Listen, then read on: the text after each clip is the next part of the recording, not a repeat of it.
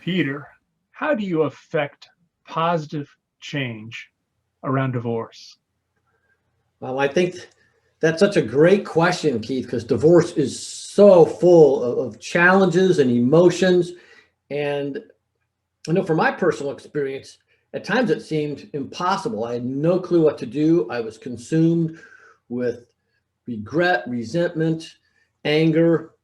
And I know a lot of this stemmed from fear. So the very first step, I think, to affect positive change, Keith, is to realize that you're fed up with the way things are, that you do not want to continue going down the path of the way things are with the constant battling back and forth, tit for tat with your ex or ex to be. And after you realize you're fed up, of course, then you need to get true clarity for what you really want to create in your life and in this new version of the relationship with the ex moving forward.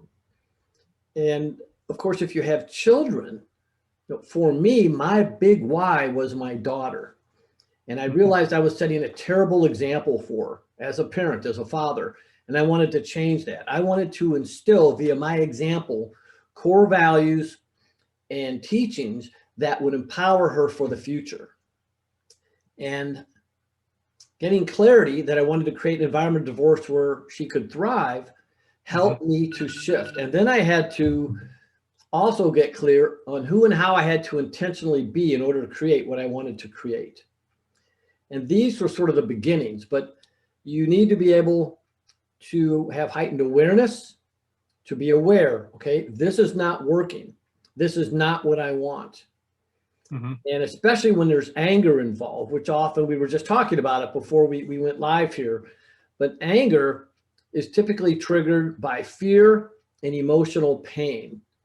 And sometimes, if not most of the time, that fear is a result of prior life experiences, maybe from when you were a child, maybe from former relationships. But when you realize and feel that anger is about to be triggered, first and foremost, understand that the very second you get angry, that you react with anger, you've lost control of yourself. You've lost control of the interaction with the Mhm. ex or with whomever, but here with the ex. And number three, the ex is never going to do what you want him or her to do.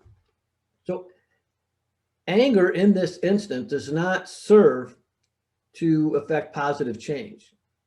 So to me, having that clarity of what you want to create means you're going to need to be calm Mhm. and think about how to communicate in a calm fashion. And that could even involve asking questions. For example, moving forward, how would is it important to you for us to be able to co-parent together for the sake of our children? And really getting the other person to think. And your mindset is huge. And what we think leads to our language. And Right. when we speak certain languages, you and I were talking about this, and I'll just use that as an example because it's so fresh. But I was sharing that I have so much going on in the plan that I'm putting together for this next year that I'm feeling overwhelmed. You said, well, what's a different word you can use for that? What's a different language?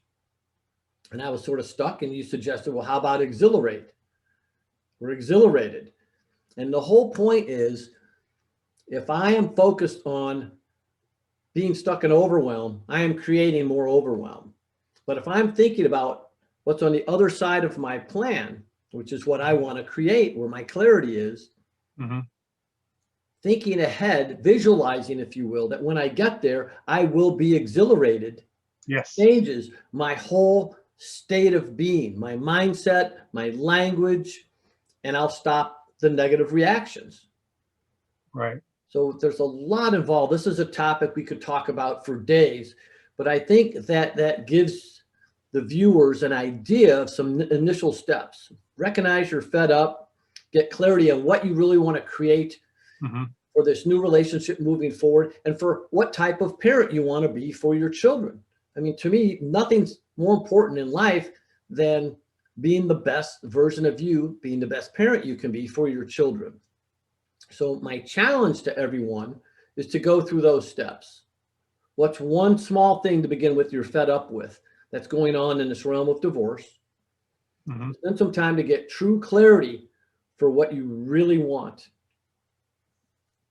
And then hone in on who and how you have to intentionally be. And then to follow up with that, commit for minimum, say 2 weeks to make sure you're calm and being that intentional version of you to start to create that shift to affect the positive change. And be aware, yes, ultimately it takes two to tango, but it only takes one to make a difference, especially for your kids. But Yeah. hopefully over time, the ex will start to, have a shift as well, because he or she will no longer be receiving the reactions from you they've come to expect, or sometimes that they try to trigger in you. As you say, there's children in common. And because there's children in common, there's a common love that you share. Right. That love That's, for the children. Right. yes, Right. yes, Absolutely. yeah. So Excellent. Thank you, Peter. I look forward to seeing a whole bunch of people who watch this video accept your challenge. thank you, Keith.